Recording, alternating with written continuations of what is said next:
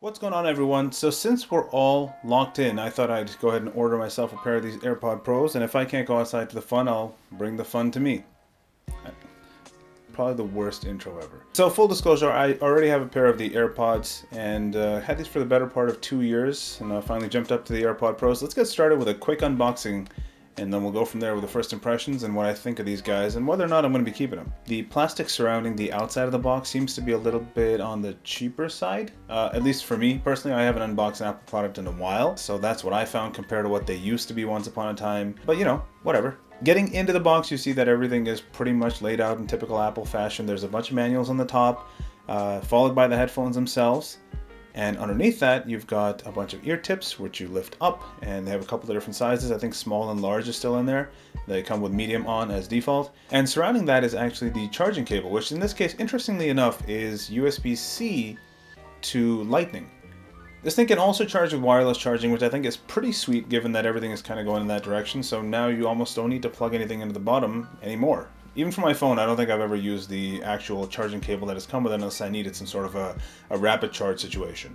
So I will say, first impressions of this thing. The build quality is typical Apple. It is amazing. No complaints there. Compared to the AirPods I had previously, just as good in terms of build quality. The one complaint I had was the actual hinge, the top of this thing. On my unit at least, it wobbles a little bit. And I saw online there was a few people that complained of the same thing. Now, not a big deal. But considering how much you're paying for these things, I think it's kind of inexcusable that they do that. I mean, the cheaper AirPods don't do that. So you kind of get what I mean. It's almost $150 more for these things, and they feel cheaper and flimsier.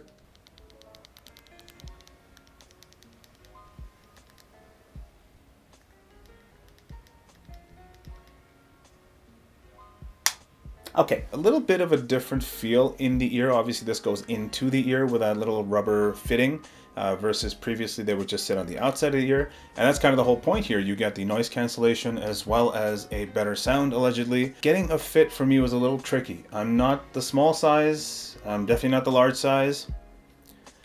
I am the medium size though, but even then it's almost a bit too big. As I wear it and go through the day, I find myself having to take them off and readjust them every so often because they tend to slide out just a bit. Whereas I never really had that issue with the AirPods. In this case, it's more noticeable because when you turn on the noise cancellation, you can hear a lot of noises as your day progresses, and I found that it was because they were slipping out a little bit more. So I had to readjust them, and then immediately it would cut all the sound out from the ambient surroundings. Cut all the sound out. Cut out all the ambient noise. I studied school. Sound quality wise, I will say it sounds pretty much about the same as the AirPods. So if you have used the AirPods or have used the wired earpods or whatever they're called that come with iPhones, it's pretty much the same. Not bad if you're in a quiet environment, but if you're out and about, then, you know, you don't really feel that bass unless you really shove them into your ear. And as I said, I had to make a point to push them in and readjust them a couple of times throughout my day.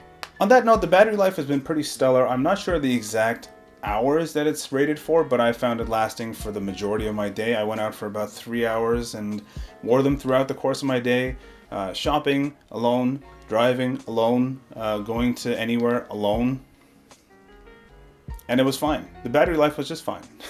But the $1,000,000 question that comes to mind is, do I intend on keeping these? Maybe not so much at all. I don't know. No. Not gonna keep them. If you're somebody who goes out every day and you're taking public transit or you're riding your bike through the city or you're taking lots of flights, then you know what, by all means, these make sense for someone like you. But for me, sitting in a quiet office environment with a short commute to and from work, I can make do with my AirPods just fine. And for the price, almost twice the price of the regular AirPods, I don't think it makes sense, especially considering I already have a pair. So when those guys die, yeah, then maybe I might upgrade to these. But otherwise, I think I'll stick with my AirPods for now, and I'll probably be returning these, or maybe I'll give them to my wife or something. And yeah, that's kind of it. Pretty solid headphones overall. I'm not gonna lie. Sound quality not the greatest, but you know, whatever. It's really good in-ear noise canceling headphones. So let me know what you guys are doing. Are you getting a pair of these? Do you have a pair of these already? Do you love them? Are you getting something else? Leave it in the comments down below, and I will see you guys in the next one. Bye.